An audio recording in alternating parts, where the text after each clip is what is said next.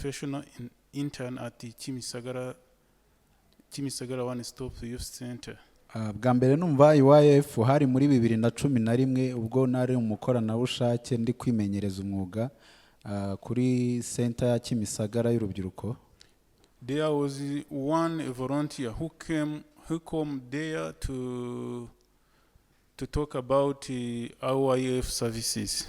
Hari umukoranabushake wari waje aho ngaho kugira ngo avuge kuri serivisi zitangwa na IYF. Like English, nko kwigisha Icyongereza, and video production, gutunganya amashusho, Bible studies and so on. Kwiga Bibiliya n'ibindi bitandukanye. So first of all, I reached here I think since last year June. Nyuma naje kugera hano ndatekereza ari umwaka ushize mu kwa gatandatu. So I learned a lot from here. Hari byinshi nigiye hano. Spiritually, I am going now to share you a lot of things what I learned. Mu buryo bw'umwuka rero ngiye kubasangiza ibintu nize. So for now I am able to distinguish sin and salvation. Ubu ngubu noneho nabasha gutandukanya icyaha n'agakiza. I think sin is failure to do what is right. Uko naje kubisobanukirwa nuko icyaha ari ugutsindwa gukora igikwiriye. Or failure to obey the commandment of God. Cyangwa se gutsindwa kubahiriza itegeko ry'Imana. So I discovered there are 613 sins.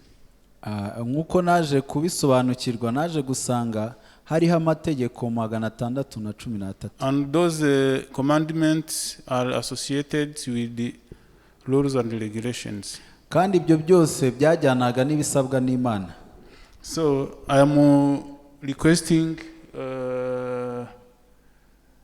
Dick to read John chapter 1 verse 8 mureke dusome muri Yohana up to 10 so that we can understand what is a sin.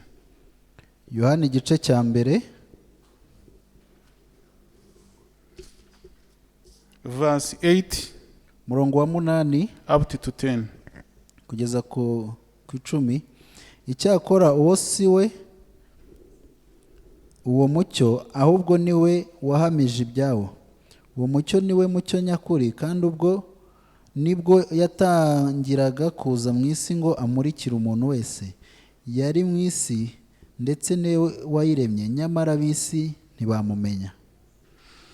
So salvation is to be related with God. Rero agakiza ni uguhuzwa n'Imana. So I want him to read us Ephesians 2 up to 8. Turasoma no mu Befeso 2 up to 8. Abefeso 2 8. Haravuga mwakijijwe n'ubuntu kubwo kwizera ntibyavuye kuri mwe ahubwo ni impano y'Imana. So I think everyone can distinguish sin from a salvation. Abo rero ndatekereza ubu mwabasha gutandukanya icyaha n'agakiza. So I remember one Sunday Pastor Cole, his teaching was about salvation, and he compared salvation in his spiritual life and real life. Ndabyibuka umunsi umwe umushumba ko yari ari kwigisha atubwira iby'agakiza mu buryo bw'umwuka nyakuri ndetse n'abantu ko bagafata mu buzima busanzwe. Spiritually, salvation is within us. Mu buryo bw'umwuka agakiza katurimo. So he tried to compare salvation with the seeds. Yaje kugereranya agakiza n'ibyaha. A seed, n'urubuto. He told us where the root comes from.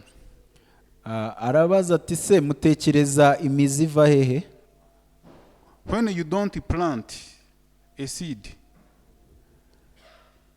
the roots are already inside the seed. aravuga ati uramutse udateye urubuto kandi iyo mizi n'ubundi bifite kuva muri rwa rubuto. When you plant it, the roots comes from the seed. Ariko noneho warutera urwo rubuto ya mizi ikava muri urwo rubuto noneho. It's like a salvation. N'agakiza nuko. So the salvation is within us. Atagakiza rero kari muri twebwe. Yeah. And other lesson I learned about the mind education. Ibindi naje kwiga ni ibijyanye n'amasomo y'imitekerereze. So you have to be responsible. Aho wowe ubwawe ufite kwimenya cyangwa se kubazwa ibyo ukora. We shall have a vision and aim. Ukagira intego.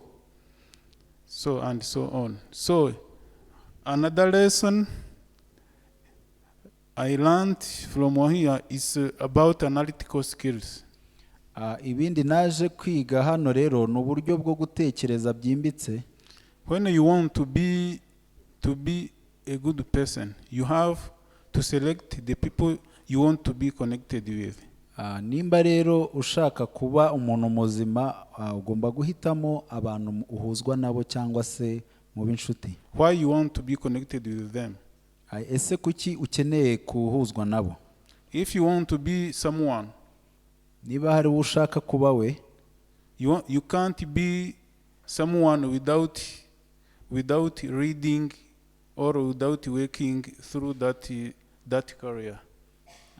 Rero ntago wagira icyuba cyo udasoma cyangwa se utagira ibyo ukora muri urwo rwego urimo. So I am really thankful to OIF, to the skills and the knowledge it provided to me. Rero ndashimira IYF kubw'ubumenyi yampaye. And to our pastors like Pastor Ko and Pastor Augustine and our senior pastor. Kubw'abashumba bacu harimo Pastor Augustine, Pastor Ko n'umushumba mukuru muri rusange. And everyone here. Kandi na buri wese hano. So I wish you a good day. Rero ndabifuriza umugoroba mwiza. Thank you. Murakoze.